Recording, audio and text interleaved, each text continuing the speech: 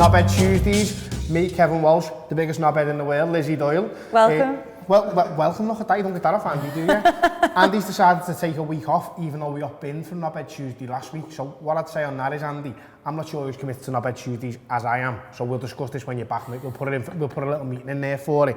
But I'm very glad to have the lovely Lizzie with me. We've got a competition later where she's going to be my glamorous assistant as well. And she's not overly fussed on the patriarchal stuff either, so you're very lucky that she's going to do it. Now, to kick off today, our boss, Jurgen, has been nominated for the Great Coaching Moment of the Year, specifically in relation to the Barcelona comeback. Now, Jurgen Klopp is God to many of us, I think. Specifically being nominated for that, I can see why they've done it. I'd just like to caveat this before we start with, I had a cob on and didn't go to the Barcelona game, so it's one of my biggest regrets in my whole entire life. You didn't go? No, I've been to Benetton, I've been to the away game. And then we went to Benetton for the weekend. I'd had a bit of a heavy weekend. It was the Tuesday. I'd only got back on the Monday, blah, blah, blah. I was feeling a little bit sorry for myself. And my mate said I needed a ticket. I said, you know what, lad? You can just have mine. What a mistake to make it. Knobhead. Knobhead Tuesdays, there you go. This is why you're on Knobhead Tuesdays? There we go. Kev. Oh. So Lizzie, you tell me all about the Barcelona comeback, because I watched it in ours like an absolute knobhead. Do you know what? It was the best match I have ever been to, and I think it's going to take some topping. I really do think it's going to take some topping. Weirdly, I mean, I was lucky enough to go to Madrid as well. I enjoyed it more than the final. It's like you get more of a release and more of a, I don't know, it's more adrenaline, more emotion getting through in that manner in the semi-final to reach the final as well. When we got to Madrid, I knew we were going to win it, just knew we were going to win it. We weren't taking no for an answer, we weren't coming back without a trophy. Whereas that, I always talk about this because I think you put the context in and around it. So it was like, we played them midweek and we got beat 3-0 and we were all down in the dumps, whatever. And then I think the week of the Barcelona game, so the weekend just before, we played Newcastle. Yeah. And I went to that as well. Again, lucky to go to that. And I was still in Benetton at that stage, which explains me come down. So fair enough. And it was, we thought we were down and out of the league. We were drawing, and it was, everyone was just like fuming because obviously we'd been beaten 3-0 away by Barcelona, and here we are, the last ditch attempt we had to get something before City went to Leicester. So then Divock Origi scores, and it's unbelievable, and it's scenes, and it's right, City are playing Leicester, and then Vincent Kompany with I think that's what tipped me over the edge. So I was in ours, that was the Monday night game, wasn't it? Yeah, it was, yeah. So I was in ours. And we played the day after. Exactly, so I was already on a bit of a come down and whatnot, and then that happens, and I was absolutely, it was I was gut-wrenching, devastated. I was honestly, I was devastated, I really was. I couldn't believe. I was convinced after all the things that we've been through, so the likes of the Divock Origi goal against Everton, I was convinced they had to mean something. Yeah. So when he goes, the only Man City player I've got any time for besides David Silva goes and does that. Yeah. So I mean, as if he's ever done that before, I thought, bastard, basically, is what I thought. And then that just sort of seeped into the next day. And then Michael Biggs, lucky for you, mate, I had the cob on and you got my ticket. But yeah, on the game, obviously, we had no Mo, we had no Bobby. We lost Andy Robbo at half-time. Yeah, we did. But Jurgen Klopp, as everyone who's been talked about it since, still had the belief in the players. He said after the first leg, they went into the changing rooms and he said, I think it was Fabinho and Gini Wijnaldum and Mane as well, actually. He said, all three of them said, we will still get to the final. Wow. Yeah, so the players knew.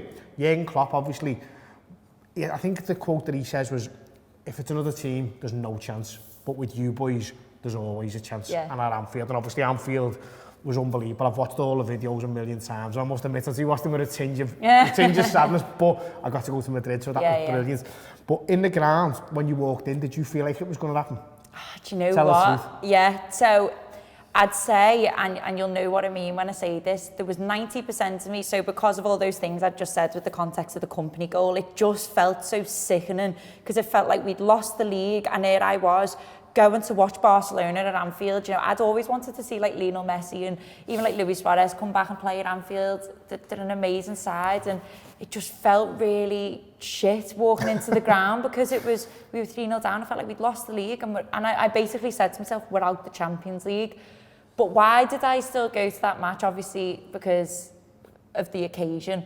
But there was, I swear down, there was 5% of me that was going, and I was like, no, and I kept the 95% of me was going, shut up, Lizzie, shut up, shut up, shut up. And because I was trying to tell myself, I was trying to like prepare myself for it being over, so it wouldn't be gutted. It was like damage limitation. And that made it all the better in the end. And then, I mean, my brother said when the first one went in, he knew. My 5% went to 10%. But when Gini Wijnaldum stepped up and scored the second, that's when I knew for a fact. And the third was bedlam. Like, I have never been in a crowd that erupted for Gini's second, so our third. I have never, I'm literally getting goosebumps now. I fell everywhere, I ripped all my jeans, cut my leg open and everything. That's what you wanted, a celebration, I've still got innit? the jeans now, like, because I'm thinking if they're lucky jeans. So if anyone sees me at the match with like a big rip down my leg and like blood stains, and it's because they're lucky, so just bear with me, I'm doing us all a favour.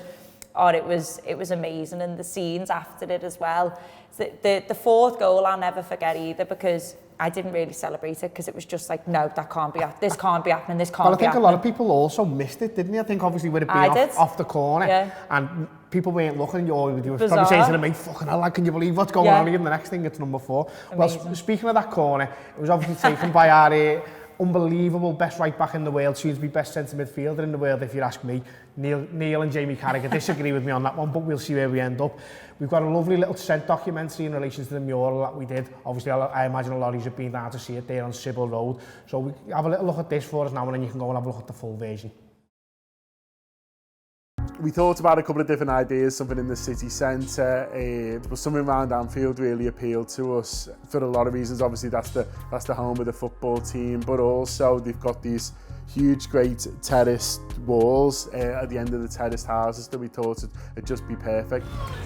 It was incredible to see all the little kids in front of the mural before the Norwich game, and just to be able to help raise awareness for a cause that means so much to us in fan supporting food banks, and a cause that, you know, we wish didn't have to exist and shouldn't have to exist in 2019, to be able to be at the mural before the Norwich game and hear people discussing it. You know, if 1 or 2 people decided to donate off the back of the mural at every home game this season, then it's absolutely done its job. So as you can see, wonderful documentary there. Download the app to have a look at the full version of that. There's loads of other stuff on the app as well. Obviously, you can get all the shows, loads of video stuff while we've been in the international break. And if you do download the app, just like anybody who's already got it, we've got a little competition going at the moment. My glamorous assistant is going to show you the prize now. Where?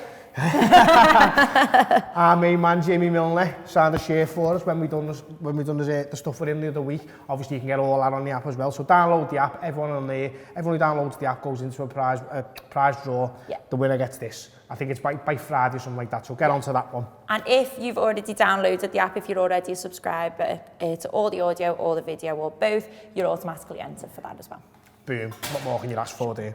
Right, so here's the bit I've been looking forward to. Because me and Lizzie have had this discussion previously on the overview show, so any subscribers will already know what we're going to talk about. It's the Club World Cup against the League Cup. Now, I'm going to frame it like that, but Lizzie doesn't want me to, but it's funnier to do it this way. And this is brought up because Gini Wijnaldum has done an interview saying that he's really looking forward to the Club World Cup. He said at home, i.e. Holland for him. A lot of people over there are still talking about it. I think it's a massive deal in Europe. He wants the patches on his arm or stuff like that. So, Lizzie, obviously we had the discussion the other week on the overview show, and I think I was only kidding when I was going to frame it again as the League Cup against the Club World Cup. But I think it's come out now that we can't leave any players here and then take them to the Club World Cup, hasn't it? So has that changed your view on it at all? So just to give some context in case you've not listened to the overview, we had a discussion over it where me and Damien Cavanagh said we thought the Club World Cup should be our priority, with obviously we've got to play Aston Villa on one day and the Club World Cup semi-final the next day. Lizzie and Rob Gutman were on the other side and thought the Club World Cup is a bit of a trinket, a bit of a European Super Cup type of trophy, and that's fair enough, I suppose. And the suggestion was made that we could leave some players at home and play the semi-final without them and then fly them out for the final. It's since come out that we can't do that. We've got to take a full squad over. They've got to be in Qatar 3 days before the trophy, a ridiculous FIFA rule or whatever it is. So finding that out, Lizzie, has it made any difference to you? Yeah, it has a bit. And I mean, I honestly didn't think it was too far-fetched to suggest that. I mean, you see it on international breaks when players go over a bit later. I honestly believe that you could have named a couple in each and maybe flew them over, but that's not the case. So I'd still leave 2. But I don't know how, and I'm just saying it because the only reason I'm saying it, when I say 2, I'm talking about ones that you categorically know won't even make any of the games. So I'm literally saying 2 because I don't think Adam Lallana is going to see that football pitch in Qatar. I really don't. Can you see him playing? Unless he plays, the thing is, this is where I've started to argue against myself now with this information that I know now, which is let's take away the competition and let's just see it as 2 games in a week. Now, let's imagine it was like a league game and a Champions League game. I would expect to see some rotation. Yeah. So that's what makes me think a little bit, well, I don't know if I'd want my full 11 playing on the semi-final and the final, because that's just like playing 2 games here, isn't it? We wouldn't expect to see the same 11 play twice in a week. Do you know what I mean? No, I agree with that. And I think what I'd say is, what I'd do for the semi-finals, I think the semi-final is probably the equivalent of playing Oxford at home in the League Cup or something like that. You can play a little bit of a lesser team. Yeah, you can put some of the kids in there. So what I'd do is I'd just leave the League Cup, because obviously there's another issue with a 2-legged semi-final. Blah, blah. Don't get me wrong, if we get to Wembley, I'll be there, and I'll be as delighted as anybody else if we win it. But I think for the midweek game, basically to start off with, I'd take the whole Qatar trip as a mid-season training break. Nice warm weather training break while everyone else is at home, slogging away, playing. Like Man City, you've got to play Leicester while we're there. Do you know what I mean? That's no one's idea of a dream, that is it? Yeah. So what I'd do personally is take the full squad over. I'd just say to all the young kids, listen, you're going to stay at home and you're going to play against Aston Villa. And I think you can tell Harvey Elliott that. I think you can tell Nico Williams that. I think Vandenberg, Hoover. I think they would have liked to have gone to Qatar. Personally, I think they'd gone. Because if you look at the scenes after we won the European Cup, players like Kevin Kelleher running on the pitch and all the young kids, Ryan Brewster, who'd never played a minute in any of the games, were delighted to have won a European Cup. And I think to leave them at home sort of deprives them of that moment, which will be shown again and again if Liverpool win the Club World Cup. It's not the same moment though, because it's not the Champions League. No, it's not the same moment, but I think when we win it, and I think we will win, I think you'll realise that it's actually quite a big deal. And I think leaving the young players at home, but saying to them, okay, you're staying at home, but it's to play against Aston Villa in the League Cup. You're not just not coming, you're staying for a specific reason. I think that's an easier sell than someone like Adam Lallana, who, best will in the world, soon probably won't be here next year. And won't get the chance to play in a competition like this. Exactly. Yeah. Joe Gomez as well. Dave Gomez, what a name that is, by the way. Joseph Dave. Joseph Dave Gomez. Joseph Dave. What a name. But again, with him, I think I think the way I thought of it, when you're in school, if everyone else went on a boss school trip and you got stuck doing your maths homework at home, and then everyone comes in and goes, oh my God, it was unbelievable over in Qatar, wasn't it? And he's like, should have seen it in Birmingham, lads, it was a belter, you know? Yeah, I think for me, it's because I don't want to, so it wasn't ever, the discussion we had on the overview was never about me saying I don't want to win the Club World Cup. It was the idea of throwing the League Cup for that. Now I said I'd throw the League Cup in a heartbeat for the league. I would, absolutely, no questions about it. I'd do it right here, right now. And I think maybe with context, that's what, if you throw the League Cup now, then it has a knock-on effect later that we're playing less games. I think it was just for me, if I was to single it out as a Club World Cup final or a Wembley final against like Man United or Man City, I think as a fan, like, you want to beat Man United or Man City more in the League Cup final than okay, you might get a boss team like River Plate or something like that, and I think fair enough, I'd take that. But if it's not someone like that, it just doesn't mean anything to me as a fan. Now, Gini Wijnaldum's a professional footballer, and it might mean something completely different to him, and that's fair enough. But to me, the Club World Cup's never really meant anything, and I don't know if that's because we've never won it, but I'm just not that bothered about it. And I just see winning the League Cup as winning a domestic trophy, something that you can absolutely put a stamp on and say, if Jurgen wins the league, and that he can say he's won 2 trophies, whereas I think if he wins the league, the Super Cup and the World Cup, no one will get, not any pundit, no one will be saying Jurgen's won 3 trophies. They'll go, he's won the league, and we also won the Super Cup and the Club World Cup. And for me, it was more to do with honours, because if Liverpool are level with Man United, the way that, you know, we're getting a little bit closer to each other now, with, not a little bit closer, we are extremely close, but let's say we could become equal and they have one more League Cup, but we have a Club World Cup, they go above us. I don't know, I just feel like it's more of an honour. Yeah, we'll have a nice badge and all that, like, sounds. I do want to win. I do want to win the thing. I want to win everything, that's my issue. And I think I'm seeing it as the Wembley final, and that's maybe that's my fault. I'm not seeing the two-legged semi, which for me is a pain in the arse. It is, but I also just think... You want to win the lot? Yeah, I just think as well with the way that Jurgen's built the team, I just think it's a bit sly to just throw the kids in and leave them to drown as well. Like, I think throwing them in the fire, and that's what I meant by saying, like, yeah, Adam Lallana, I brought him up because I don't think he's going to play, and he's also an experienced player. He's not going to be here again. And to me, I just think you sell it to an experienced player, saying you're going to get the chance to captain Liverpool into a semi-final. And let's be honest, we can talk about it being really annoying that we've got a two-legged semi-final, but he's not going to play the first 11 anyway. So what's the big deal? Like, why are we bothered about the two-legged semi-final when he probably won't play a full 11 anyway? That's my thoughts. Fair enough, that's and I think it's a debate that'll rage on and on. Feel free to comment under the video.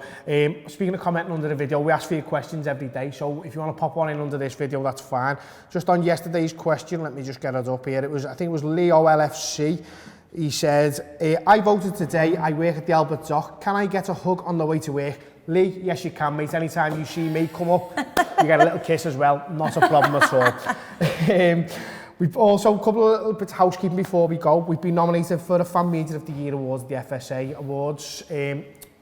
Listen, we've asked it 1 million times, we'll ask it 1 million more. Please just give us a little vote to become second about 1,000 times, and we're well better than anything the BBC can put out, and we're cheaper than they charge it for every year, so I don't see why you wouldn't vote for us. To vote, can I throw the link in? It's www.theanfieldwrap.com.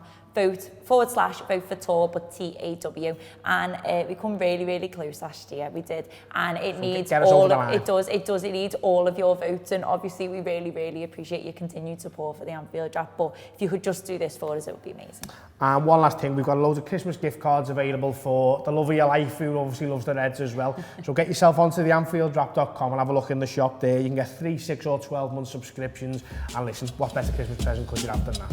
So, Knobhead Tuesday, me and Lizzie, up the Reds.